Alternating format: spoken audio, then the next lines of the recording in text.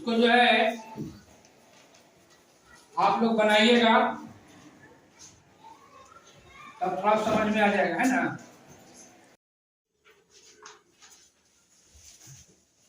तो हम लोग पढ़ रहे थे क्लास 8 का विषय सामाजिक, आर्थिक एवं राजनैतिक जीवन। अध्याय 6 हम लोग पढ़ रहे थे न्यायिक प्रक्रिया, है ना। भाग 1 में हम लोग पढ़ लिए थे और भाग 2 पढ़ लिए थे। भाग 1 में है क्यों हमें थाना जाना पड़ा था, कोर्ट के शरण में जाना पड़ा था। आज जो भाग 3 में हम लोग पढ़ेंगे कि जो विनोद और अवधेश की लड़ाई ग्राम कचहरी से होते हुए थाना गया, थाना से फिर मामला कहाँ चलाया, सत्र न्यायालय में चलाया था मामला। और सत्र न्यायालय में जो मामला था प्रथम श्रेणी के मजिस्ट्रेट के न्यायालय में दोनों की मामला सुना गया। दोनों तरफ से क्या हुआ था, गवाह गुजरा, विनोद का भी जो गवाह था और जो अवधेश का, है ना, गवाह था। दोनों को गवाही लेने के बाद सारी कागजात को पढ़ने के बाद जो प्रथम श्रेणी के मजिस्ट्रेट हैं उन्होंने अवधेश के मारपीट में विनोद को 4 साल की सजा सुनाई थी ना। 4 साल की सजा। जब सजा सुनाई गई थी तो विनोद को जेल जाने की आ गई थी, जेल जाना था, अब 4 साल उसको जेल में रहना था। लेकिन इसी बीच जो विनोद का वकील ने राय दिया कि आप जो है ऊपर के न्यायालय में जाइए, अपनी मामला को वहां ऊपरी न्यायालय में ले जाइए, अपील करिए। हो सकता है कि आपकी मामला को वहां कम कर सकता है और नहीं तो समाप्त कर सकता है। तो प्रथम जो श्रेणी के मजिस्ट्रेट थे वहां से मामला को कहां ले जाने के लिए कहा, जिला सत्र न्यायाधीश के न्यायालय में ना। जिला सत्र न्यायाधीश के यहाँ क्या किया, अपील की।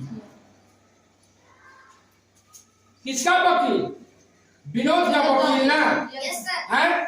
तो मामला कहां चला गया, अब जो है जिला सत्र न्यायाधीश के यहाँ। इसलिए जो प्रथम श्रेणी के मजिस्ट्रेट होते हैं उनसे क्या होते हैं, जिला सत्र न्यायाधीश ऊपर होते हैं ना, हैं, ऊपर होते हैं। जब वहां मामला गया जिला सत्र न्यायाधीश के न्यायालय में तो फिर से दोनों को मामला सुना गया, दोनों तरफ से फिर वहां वकील रखा गया, है ना। और फिर जो है उस मामला को देखने के बाद जिला सत्र न्यायाधीश ने क्या किया, तत्काल जो है मामला को स्थगित कर दिया। क्या कर दिए, स्थगित कर दिए ना। मामला को स्थगित जब हो जाता है तो क्या हुआ, तत्काल जो है विनोद जो है जेल जाने से बच गया ना। जब मामला को स्थगित कर दिए, कौन करती, जिला सत्र न्यायाधीश, है ना। जो फैसला सुनाया गया कहां से, प्रथम श्रेणी के मजिस्ट्रेट के द्वारा। जब जिला सत्र न्यायाधीश में वहां गया मामला तो उन्होंने तत्काल जो है मामला को स्थगित किया। उससे क्या हुआ कि तत्काल जो है विनोद जो है जेल से जाने से बच गया। लेकिन मामला खत्म नहीं हुआ, केस खत्म नहीं हुआ। फिर क्या हुआ, केस में सुनवाई शुरू हुई, है ना। केस में सुनवाई हुआ, दोनों तरफ से शुरू, दोनों तरफ से वकील बहस किए, विनोद की तरफ से भी वकील बहस किए और अवधेश के तरफ से भी वकील क्या किए, बहस किए, है ना। और वहां बहस को जो हो रहा था तो कौन सुन रहे थे? जिला सत्र न्यायाधीश ना। इस दोनों को मामला को सुनने के बाद, है ना, उन्होंने फैसला सुनाया कि देखिए आप जो है अवधेश की घटना में दोषी हैं, अवधेश की घटना में दोषी हैं, और आपकी जो 4 साल की सजा है उसको आपको 1 साल के लिए कम कर दिया। 3 साल की सजा सुनाई, 3 साल की सुनाई गई। हाँ, 3 साल की सजा सुनाई गई। तो 3 साल की जब सजा सुनाई गई, कहां से? जिला सत्र न्यायाधीश के द्वारा जब एक फैसला सुनाई गई तो विनोद को फिर क्या हुआ? होश उड़ गया। क्या हो गया? होश उड़ गया कि अब तो हमें जेल जाना ही है। अब क्या करें?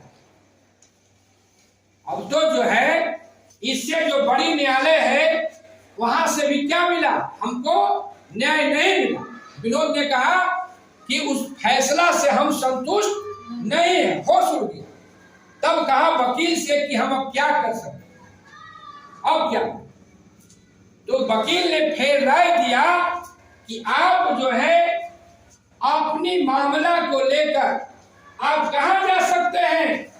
उच्च न्यायालय जा सकते हैं। कहां जा सकते हैं? उच्च न्यायालय। तो उच्च न्यायालय कहां होता है? राज्य स्तर पर होता। कहां होता है? राज्य स्तर पर, है ना। आपका जो राज्य है, राज्य की राजधानी कहाँ है? पटना। पटना है। तो उच्च न्यायालय कहाँ है? पटना में है। पटना उच्च न्यायालय देखिए आपका है, ठीक ना। तब आपको प्रथम श्रेणी के जो मजिस्ट्रेट वहां से जो फैसला सुनाया गया उसके बाद कहाँ अपील किया था? जिला सत्र न्यायाधीश के यहाँ। जब जिला सत्र न्यायाधीश ने फैसला सुनाया विनोद को, तो लगा कि अब तो हमें जेल जाना है, कोई उपाय नहीं है। तो वकील से जब राय लिया तो क्या हम कर सकते? तो वकील ने बताया कि आप जो है अपनी मामला को अब जो है उच्च न्यायालय में ले जा सकते हैं, है ना। हो सकता है कि वहां से आपकी मामला को खत्म किया जा सकता है, नहीं तो कम किया जा सकता है ना। तो विनोद के वकील ने पटना उच्च न्यायालय में, है ना, क्या किया? अपील की। पटना उच्च न्यायालय में अपील किए। तो वहां जो अपील होता है ना उच्च न्यायालय में, तो वहां गवाह की जरूरत नहीं होती। गवाह की जरूरत नहीं होती है ना। आपको जाना होगा सही, है ना।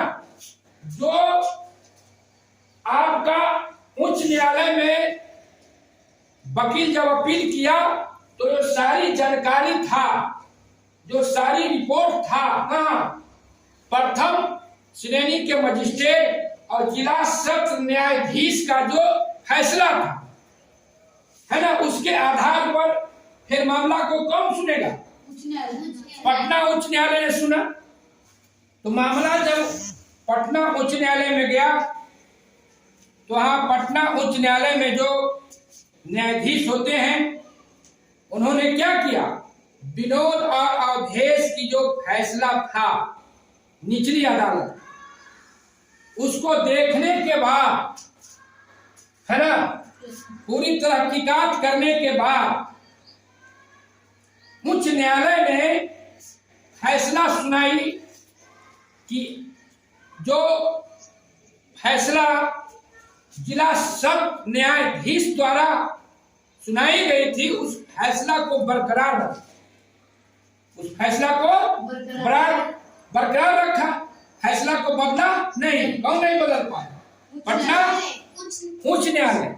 जो फैसला आपको जिला सत्र न्यायाधीश द्वारा सुनाई गई थी उस फैसला को अथावत रखा। तब क्या हो गया? मतलब विनोद ने उच्च न्यायालय में अपनी मुकदमा हार गया। विनोद मुकदमा हार गया। जब मुकदमा हार गया विनोद, तो विनोद को कहां जाना पड़ा? जेल जाना पड़ा, है ना। आप बताइए कि लड़ाई अच्छी बात है? नहीं सर। हैं? अच्छा, अब बताइए कि मजिस्ट्रेट का क्या काम है और पुलिस का क्या काम है? बताइए, आप लोग क्या समझ, बताइए।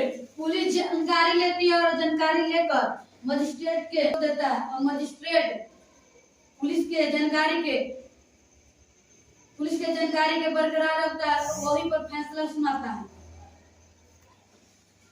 अब बताइए आप लोग कि दोनों पक्ष से गवाहों का क्यों जरूरत होता है कोर्ट में? गवाह नहीं रहेगा तो जानकारी प्राप्त कैसे होगा? जानकारी प्राप्त करने के लिए गवाहों को जरूरत होता है। तो ये जो फैसला दिया गया आपको पटना उच्च न्यायालय द्वारा बरकरार रखेगी, और साथ साथ जो जिला सत्र न्यायाधीश के द्वारा जो फैसला विनोद को दिया गया 3 साल की कारावास की सजा जो सुनाई गई, भारतीय दंड संहिता धारा 326 के तहत, 326 के तहत ये जो मामला आता है ना, फौजदारी मामला के अंतर्गत आता है ना, जिसमें विनोद को हर हालत में जेल जाना ही पड़ा। अब जब विनोद को जेल जाने की बारी आया, तब उसको लगा कि लड़ाई करना कितना खराब बात है। अब अपने वकील से विनोद कहता है कि क्या सर, हमको अब जेल जाना पड़ेगा, इतने लंबे समय तक जेल में रहूंगा, मेरे बाल बच्चा भूखे मर जाएगा, क्या खाएगा, क्या पिएगा, कैसे रहेगा, क्या कोई उपाय है? विनोद ने कहा, किससे? अपने वकील से कहा, है ना। क्या पैसा दे के, अगर हम उसको कुछ पैसा दे देते हैं अवधेश को, तो मामला रफा दफा हो जाएगा। तो वकील ने कहा कि अब कोई उपाय नहीं है, इसलिए कि यह मामला क्या है? फौजदारी मामला है। कौन मामला है? फौजदारी मामला है ना।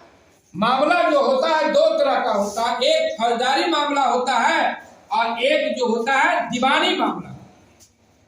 दीवानी मामला में जो होता है केस मुकदमा और जमीन जायदाद संबंधित होता है। किसके संबंधित होता है? संपत्ति, है ना, जमीन जायदाद संपत्ति पैसा कौड़ी के बारे में।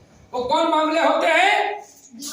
कौन मामले होते हैं? दीवानी मामले होते हैं।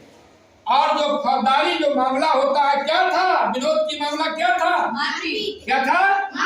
मारपीट, चोरी, डकैती, अपहरण, है ना, बलात्कार, है ना, और दहेज उत्पीड़न, साथ साथ आपको भ्रष्टाचार, उस लेवल में पकड़ा गया ना, भ्रष्टाचार में जेल जाना होगा। इस मामला को क्या कहते हैं? फौजदारी मामला। क्या कहते हैं? है ना। तो विनोद और अवधेश के बीच जो था मामला, कैसा मामला था? है ना, उसमें जेल आपको जाना ही पड़ेगा। तो वकील कहा कि अब कोई उपाय नहीं है, आपको जेल जाइए। अगर पहले ही आप जो जमीन की लड़ाई में शुरू हुआ था, 2 हाथ जमीन के लिए ना, 2 फीट जमीन के लिए लड़ाई शुरू हुआ था विनोद और अवधेश के बीच, कि आप थोड़ा सा हट के बनाइए, है ना। तो कहा कि नहीं, हम हट के नहीं बनाएंगे, मेरा जमीन है, हम हट के क्यों बनाएंगे। इसी पर क्या हुआ? लड़ाई झगड़ा हुआ और मामला चला गया कचहरी, कचहरी से थाना, थाना से सत्र न्यायालय, और वहां से चला गया फिर क्या? पटना उच्च न्यायालय तक गया। काफी खर्च भी हुआ पैसा, फिर भी जेल जाना पड़ा। इस तरह से वकील ने कहा विनोद को कि अगर जिस समय जमीन का लड़ाई हुआ उसी समय आप जो है दीवानी कोर्ट में चले जाते तो आपको ये नौबत नहीं होता। तो इस तरह से क्या हुआ आपने समझ गए। न्यायालय प्रक्रिया में कैसे कैसे लोगों को गुजरना होता है। है ना, कितना खर्च होता है, दीवानी और फौजदारी मामला क्या है। अगर विनोद जो है अपनी जमीन को लेकर पहले वहां चला जाता तो उसमें जेल जाने की नौबत नहीं आता। ऐसा आमतौर पर होता है कि उसमें जेल जाने की मामला नहीं आता। लेकिन उसमें भी अगर मान लिया कि आपको केस चल रहा है, लड़ाई झगड़ा करिएगा, मारपीट करिएगा, क्या हो जाएगा, वो आपराधिक मामला हो जाएगा, फौजदारी मामला हो जाएगा, है ना। केस लंबा चलता है, लेकिन आप अपने हक अधिकार के लिए, इसलिए दीवानी और फौजदारी न्यायालय के बारे में आप लोग समझ गए ना। विनोद और अवधेश की घटना से समझ गए कि न्यायिक प्रक्रिया कैसे होती है, लोग को कौन कौन प्रक्रिया से गुजरना होता है। पुलिस जहां न्यायिक प्रक्रिया का पहली कड़ी है ना, न्यायिक प्रक्रिया का पहली कड़ी कौन है, पुलिस है। पुलिस ना, आपका थाना कहाँ है, मेहंदिया। तो पहली कड़ी है, जो मारपीट होता है तो वहां जाता है। पुलिस जब घटना को छानबीन कर लेता है, प्राथमिकी दर्ज कर देता है, तो मामला कहाँ चला जाता है, कोर्ट में। कोर्ट में जब मामला जाता है तो जहाँ न्यायाधीश होते हैं, दोनों पक्ष की बातों को सुनने के बाद, गवाहों के बात के सुनने के बाद, जो भी रिपोर्ट है उसको सुनने के बाद न्यायाधीश क्या करते हैं, जो उचित होता है वो अंतिम रूप से क्या सुनाते हैं, निर्णय सुनाते हैं, है ना। इसलिए आज जो है न्यायिक प्रक्रिया के बारे में हम लोग पूरी तरह से समझे। अब इसका जो है कुछ हम अभ्यास हम लोग उस पर चर्चा करना है कि क्या है, उसको हम लोग समझ लेंगे। तो आप भाग 3 के साथ आपका आज न्यायिक प्रक्रिया हम लोग समझ